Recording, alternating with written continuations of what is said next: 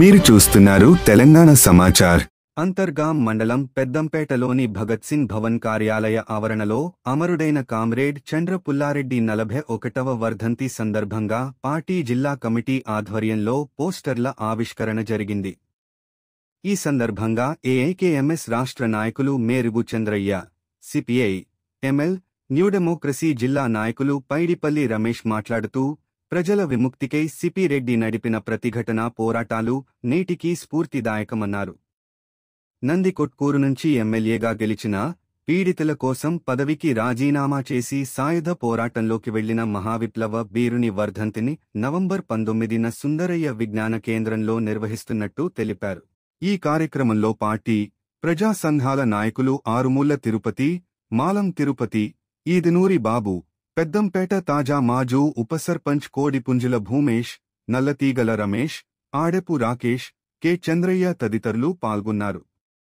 ఆరుమూళ్ల తిరుపతి మండల నాయకులు CPI, ML, new democracy Antargaon మండల కమిటీ పెద్దపల్లి జిల్లా 19వ తారీఖున అమరవీరుల వర్ధంతి కామ్రేడ్ చంద్ర పుల్లారెడ్డి 41వ వర్ధంతి సందర్భంగా హైదరాబాద్లోని సుందరయ్య విజ్ఞాన కేంద్రంలో జరుపుకోబోతున్నాము.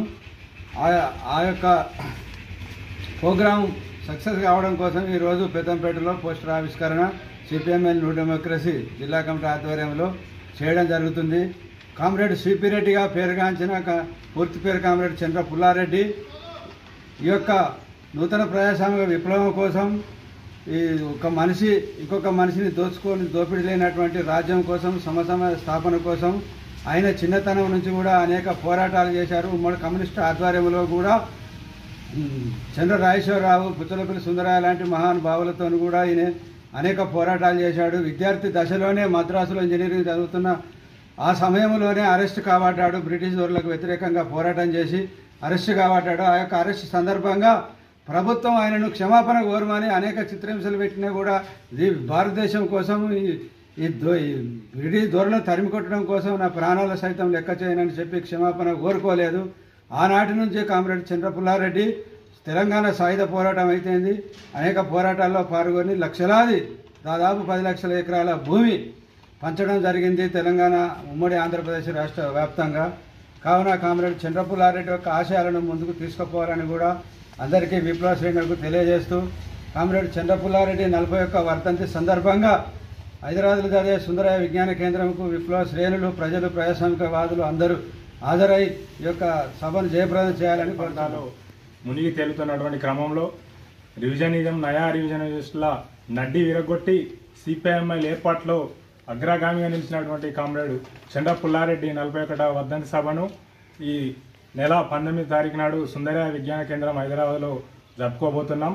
ఈ సభకు ప్రజలు, ప్రజాస్వామికవాదులు, మేధావులు, పార్టీ సానుభూతి పరులు, కార్యకర్తలు అందరూ హాజరై ఈ సభను విజయవంతం చేయాలని సందర్భంగా విజ్ఞప్తి చేస్తున్నాం. కామ్రేడ్ చంద్ర పుల్లారెడ్డి ఎంఎల్ పార్టీలో అతి ముఖ్యులో ఒకడు. తను పార్లమెంటరీ పందాలో మునిగిపోతున్నటువంటి రివిజనిస్టులకు వ్యతిరేకంగా ఎంఎల్ పార్టీ స్థాపించడంలో అత్యంత భూమిక పోషించినటువంటి వ్యక్తి. గోదావరిలో రైతాంగ ప్రతిఘటన పోరాట నిర్మాణ శిల్పి. ఒక రకంగా చెప్పాలంటే గోదావరిలో వెంబడి ఉన్నటువంటి ఆదివాసీ గిరిజనులకు కొన్ని లక్షలాది ఎకరాల భూమిని పంచిపెట్టులో ముఖ్యుడైనటువంటి కామ్రేడ్ చంద్ర పుల్లారెడ్డి గారి యొక్క వర్ధంతి సభను మనం జరుపుకోబోతున్నాం. ఈ సందర్భంగా పార్టీ సిపిఐఎంఎల్ న్యూ డెమోక్రసీ కేంద్ర కమిటీ ఇచ్చినటువంటి పిలుపులో భాగంగా ఈ నెల 19న హైదరాబాద్లోని సుందరయ్య విజ్ఞాన కేంద్రంలో జరిగేటువంటి ఈ సభను ప్రజలు విజయవంతం చేయాలని ఈ సందర్భంగా సిపిఐఎంఎల్ న్యూ డెమోక్రసీ జిల్లా కమిటీ తరఫున విజ్ఞప్తి చేస్తాము.